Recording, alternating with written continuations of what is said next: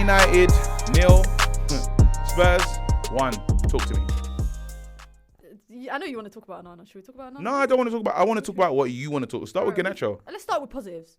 There's none. Start with Garnacho. I think Patrick. There is none. Okay, let's start with positives. I think Patrick Dogu going forward was a positive, making overlapping runs, which we've been crying for the last couple of months. So I'm happy to see that. I feel like Josh was actually in those little half spaces in the middle. He was good. He was pretty good. Oh, there was positives. And that's really it. I thought Rasmus was a little bit better. He was better than and that's bad because the bar is really in hell. But he just went, he was involved in the game. Yeah, it was better all round centre forward play. He's taking shots, which we ain't really seen. But other than that, I mean, I'm clutching at straws here, guys. I'm literally clutching at straws. I feel like there's a lot more to talk about other than those. Let's get to the stuff then. Let's get to the real stuff. That Garnacho chance in front of goal is the game changer for United. Like, what frustrates me a lot is that he's missed those kind of chances before, but maybe the magnitude of it was not as big as this one. I think it would completely turn the game on its head.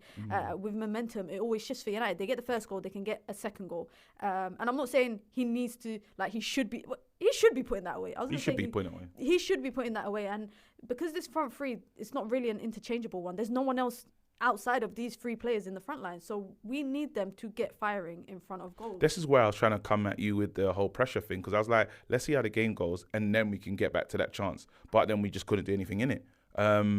He's all we have though. Exactly, and it's really unfortunate because I feel like with Manchester United, we talk about the whole do they create, but even when we do create, we're not putting it in the back of the net. Yeah. For me, that is a clear-cut chance. That's a big chance missed. Big chance. In comparison to maybe the Xerxes header where he's kind of like outstretching for it. That is a big chance. And what bothers me more is that he's missed those chances before in other games. And like I said, the magnitude of this one is completely different. And when there is a lot of pressure on these players because there's not really anyone else that the manager's going to bring on. We saw him bring on Chido for 3 minutes.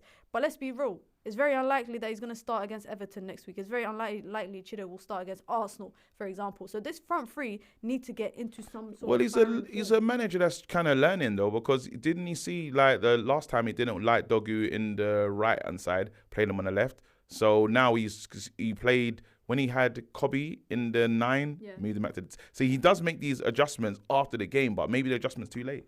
But also, what adjustments... I feel like... Can I just say quickly, with the adjustments that he will make going forward, they're not really adjustments. These are full-on changes because he doesn't know what he's getting from these academy kids. Whereas he's probably seen in training, Kobe playing in the 10. He's probably seen, he's familiar with maybe Patrick Dogu being able to play right wing back because he did play right wing. He did play right wing. So maybe these are stuff he's familiar with. Whereas these academy kids, it's not really a thing where you can experiment with them because bringing them on itself is an experiment. And I'm not gonna lie, I really feel like and I was saying it throughout the game, he's not gonna make changes. He's not gonna throw these young kids in. But if you are, for me, I fully believe if you are good enough, you're old enough. I don't care if you're 17. I've been saying that, but everyone's been pushing back, saying no, like they're not having it. People's like, don't bring these kids into this toxic environment. We kill players. You know what it is? I feel like people want this romantic love story with the academy players in the first team where they get their perfect moment and then they come on and...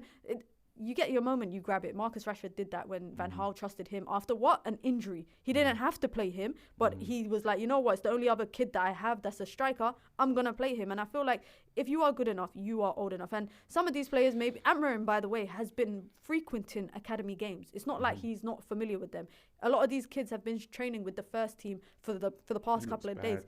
Man. He's aged about 10 years in the last 3 months. And I'm not going to lie, I understand people, like I'm seeing criticisms of Ruben Amorim, and I think it's selective criticism because people criticize without taking into consideration all the factors that are contributing. He's been dealt a bad hand. He's come in mid-season, November, left a team where he could have won the league. He probably would have won the league with them and progressed far in the Champions League with them. He came here. There was qualifying and everything. Because Barada said it's now or never. So he said, okay, cool. Probably didn't anticipate that United will not sign anyone in the January transfer window. On top of that, decided to make his own decisions of making sure that players leave. Marcus Rashford, Anthony, Malacia. He himself has publicly admitted that he wanted these players to go on loan. Whether it's him like standing in front of the shots for Ineos, that's a different conversation. But he's been dealt a difficult hand. And then on top of that, these injuries where, not only do you lose Maino and Ugarte and Collier, you lose probably the player that's the most important for you.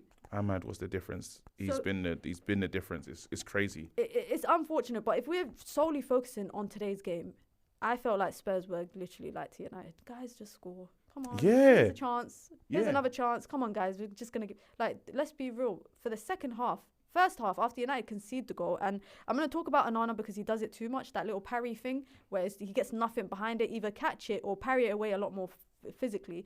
De Ligt is not paying attention to Maddison behind him, but even with the initial ball into Son, you see Dalot and Mazraoui both marking Tel. They're marking the same guy. Clearly, there's no communication or conversation happening in that back line. But if we just move away from that, Man United were on the back foot after that, yeah? Mm-hmm. Garnacho gets that chance, doesn't put it away. They're on the back foot for the first half. Second half, Man United were in it. Xerxes was the key man. He was the key man. He was actually the key man. He had to step up because Bruno Fernandes probably put in the worst performance I've seen from him in a minute. Ever. For me, that's the worst. That's the worst. He wasn't completing any.